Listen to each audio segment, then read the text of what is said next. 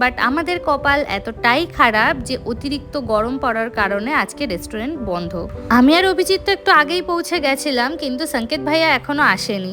আর এখানে দেখুন, যারা বলেন যে আমার বরকে কখনো হাসতে দেখেন না, তারা কিন্তু এই ক্লিপটা দেখে নিন। আমার মনে দুঃখ দেখে ও কিন্তু একেবারে ওর 32টা দাঁত বার করে হাসছে। আর ইতিমধ্যে সংকেত ভাইয়াও চলে এসেছিল। অনেকক্ষণ ধরে এদিক ওদিক রেস্টুরেন্ট খোঁজার পরে ফাইনালি আমরা এসেছি কিন্তু মহারাজা রেস্টুরেন্টে। আর সময় কিন্তু এখন প্রায় 1:45। পেটের মধ্যে তো ছুঁচো এদিক ওদিক দৌড়াদৌড়ি করছে, আর এমন সময় ইন্ডিয়ান খাবার ছাড়া আর কিছুই আমার যেন খেতে ইচ্ছা করছিল না।